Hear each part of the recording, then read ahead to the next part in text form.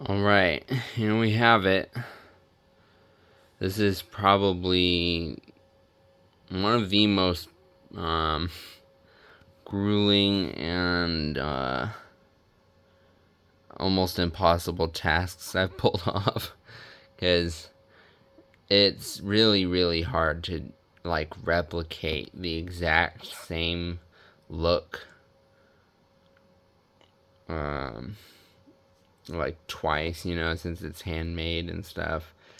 And I was comparing it to mine.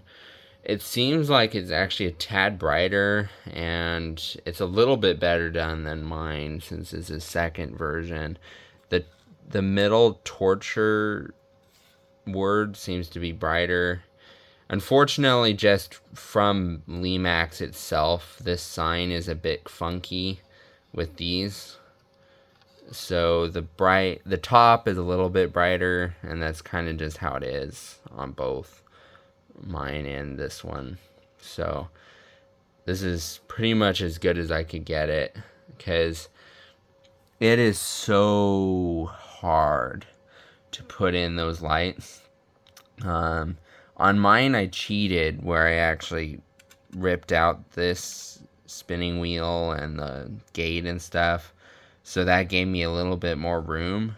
On this one, I am a bit surprised with myself, but I actually was able to pull it off without taking anything out, which is just, I'm a little bit impressed. But yeah, I was beginning to wonder if I'd be able to do it, because I was sort of wondering if I'd have to carefully remove something on the inside to make room. But what I ended up doing is this light that's behind the sign is not too bad. You can do that pretty easily by just pre-soldering that light with wires and running the wires straight down, which is what I did. And then you solder those two LEDs. They're taken from a pixel strip like this. Back when I made my first one, I did not have access to these tighter format pixels, and I was using these, which are the exact same type of bulb, but the spacing is much larger. So on mine, I had to use two and solder them closer together, and it was just kind of crappier. So this is nicer, because actually, those two bulbs are they're the perfect spacing. So that was nice. And then they were directly soldered onto the Arduino, and then you have to connect the one data wire from that strip onto this one that's behind the sign, so that it does the effect of the lights going in sequence. So the data line is connected, and then the hardest part was basically, I luckily purchased at a rummage sale recently a pair of curved needle nose pliers that are meant for automotive. They're back over there, and I don't want to get up to get them, but they so the end is curved in, so they're like a hook like this. So they came in perfect handy, because I was able to feed them in here where there's a hole, and grab onto the fiber optic so that I could actually apply pressure, because it's really, really hard to get a hold of the fiber optics. Because on mine, it was actually, again, worse quality, because I ended up using a paper straw and cutting apart the two fiber optics so I could have more room. So I think this is done better, because I did not modify the original holder for the fiber optics, and I left it all in place. So it's pretty, I'm still a little bit shocked I was able to pull it off, because then I just blobbed a bunch of hot glue onto the LEDs, and then you have a very short amount of time to feed the wires in here and carefully try and line up the LEDs perfect with the fiber optics on both, not just the torture, but also the outer, and get it to stick. And then I pulled off some more miracle working of having a hot glue gun feed in here and dump more on top of it so that it could actually stay in there stronger. I'll clean this up a bit more with rubbing alcohol because I got a little bit of residue here, but overall it's like amazing that this has been pulled off. Anyway, yeah, so this is the biggest part of the project done. I was kind of dreading it, but I figured I might as well get it done, just bite the bullet, get it over with. So overall I think it's higher quality than mine. So hopefully you'll enjoy it.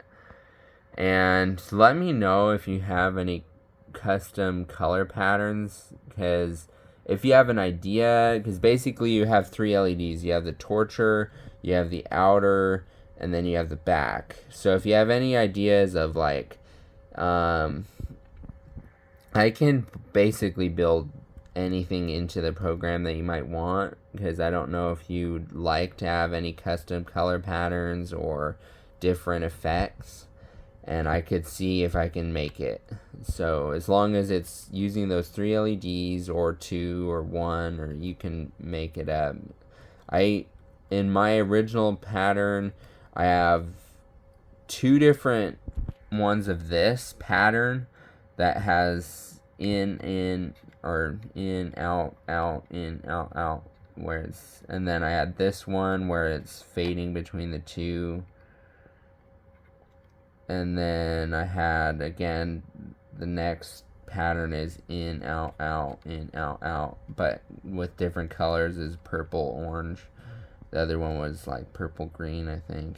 And then the last one is the torture's lit up, and then the outer blinks green. So if you had other colors you wanted, I could very easily color swap it. So if you just had a different color, I could very easily color swap if you wanted to keep the patterns. I can also change how quickly it cycles patterns. So if you want certain patterns to last longer, or you want it to take longer before it cycles the pattern, or you want it to be shorter, that would be very easy. I don't know. It's up to you. I just figure I'd offer... For mine, I'm pretty happy just because I was going with this purple color scheme with the outer. But you might want something that's red, since you're doing red outer. I don't know. I think either way, the purple, orange, green goes really well with Halloween. But since yours is more of a all year kind of, I don't know. It's up to you.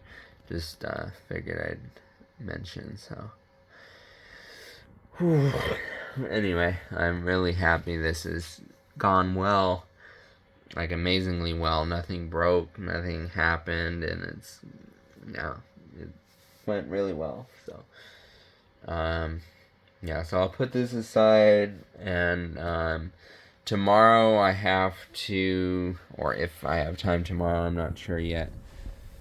I'll just have to wrap up the actual Arduino, which is pretty easy. This was the hardest, was lining up the lights.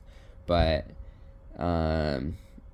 basically the Arduino needs an isolation switch, so that if you want to program it later on, all you'd have to do is pop off this, and then you switch the switch and plug in a USB cable.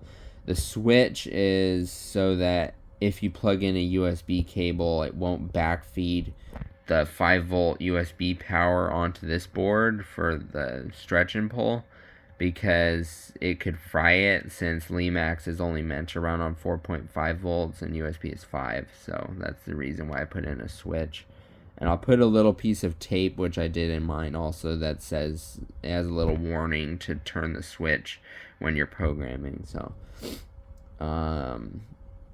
then I also need to just solder it. into the board here. So actually connecting power between here and there, so when you plug in the lemax power supply, that it'll get power. So I haven't done that yet, because right now I'm just testing this using USB power.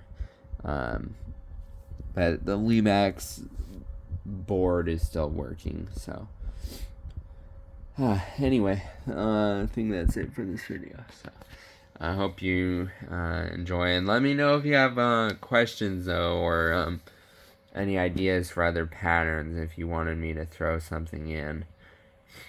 And I could even add more. Mine was designed to cycle about a minute, or in about a minute's time, since that's about how long the stretch and pull loop is. That's pretty much standard lemax. In about a minute, it will cycle through all of the different patterns. But I could add even more, like, again, different variations of the same patterns, or added on even more, and you could have it take 2 minutes, 3 minutes, you have it. So anyway, hopefully you enjoy.